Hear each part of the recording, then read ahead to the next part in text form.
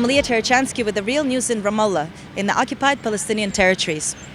In the Second Intifada, Israel shut down the main Palestinian political and economic institutions in East Jerusalem. As a result, this city emerged as a laboratory for a new economic vision, under the direction of Salam Fayyad and Benjamin Netanyahu. One of the most popular gathering places for the new highly educated English-speaking class emerging in Ramallah is Jasmine Cafe. Some of them here because they're seeking jobs like in governments, in banks, in financial institutions. A lot of people have been living abroad, they came back. NGO economy is big. Most of them are in Ramallah. They do a lot of meetings, a lot of outings, and that's what creates an international community in Ramallah also. And that's also part of the bubble. From the street-level perspective in downtown Ramallah, the economy seems to be thriving. Gleaming storefronts display an array of brand-name products. American fast food restaurants are sprouting up, and the city is host to a bustling nightlife that could rival Tel Aviv. Palestinian Authority officials point to West Bank reports indicating a 9.6% growth in recent years as evidence of the success of their economic policies. But behind the veneer of prosperity is an uncomfortable reality. In September, the West Bank was rocked by anti-austerity protests directed against Salam Fayyad, the chief architect of the Ramallah project.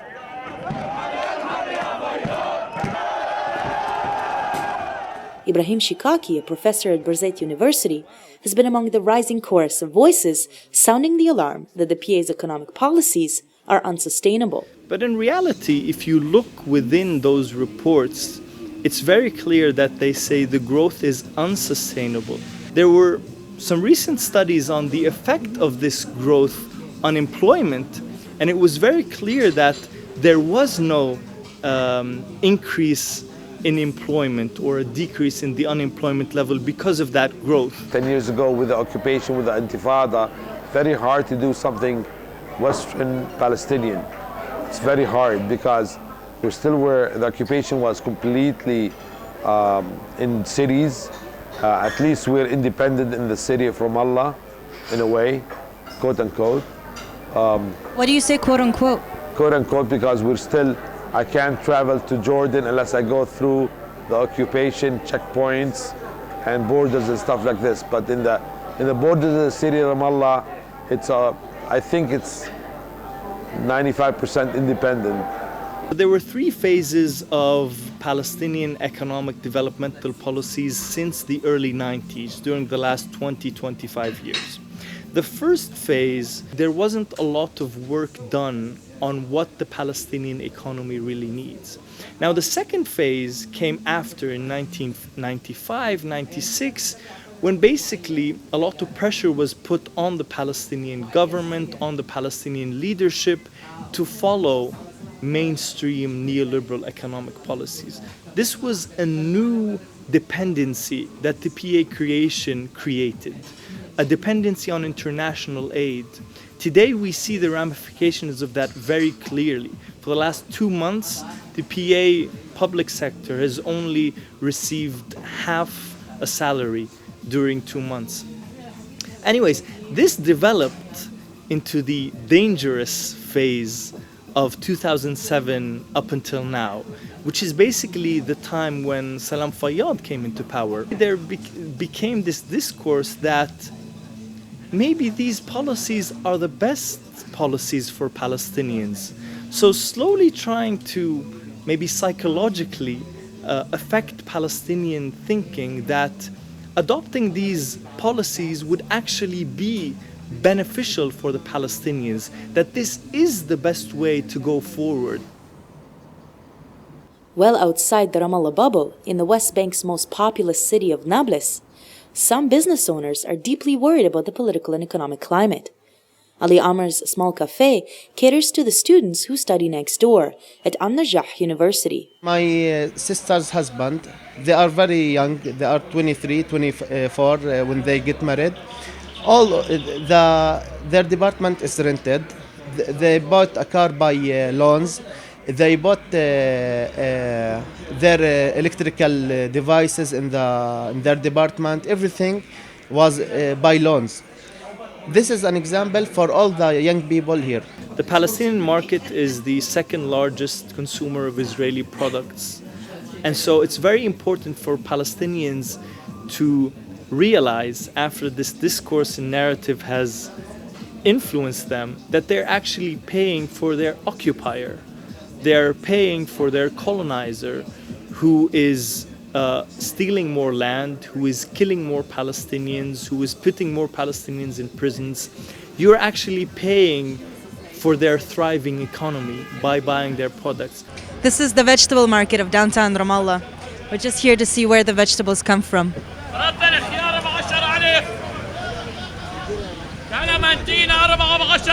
كل الفواكه من تل أبيب كل الفواكه لأنه فيش في زراعة فواكه في فلسطين.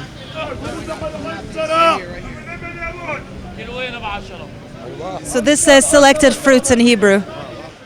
As Ramadan Abu Salim showed us, even before Oslo, all the vegetables and fruits came from Israel, saying that Israel steals all the water, which means it can make much better fruit. فواكه فيش في حمضيات خفيفة بس.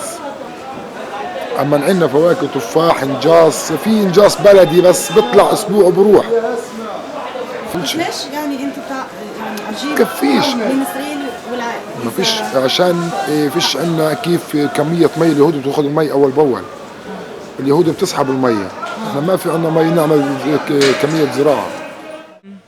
The fruits of Bnei Dror, which come from the area of the north. Osama fruits coming from the center of the country. Those are the apples. And over there we have the Tena, and it actually says that in Hebrew, a product of the homeland, meaning a product of Israel. Why don't activists go to businesses that are having Israeli cherry tomatoes and Israeli lettuce and Israeli this and that, and putting signs on their door saying this business supports settlement products and protesting? It's really harming the benefit of a business when you boycott all Israeli products. For olives, for example, olives in cans, it's cheaper to import it from Israeli products than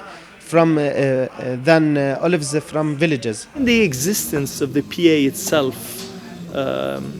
some see as a buffer between the Palestinian people and the occupation. You have a large number of Palestinians without a job, and these Palestinians see that there's a small class in society who have very fancy cars that they don't have to pay fuel for, who have very fancy houses for only them and their wives because their children are studying abroad.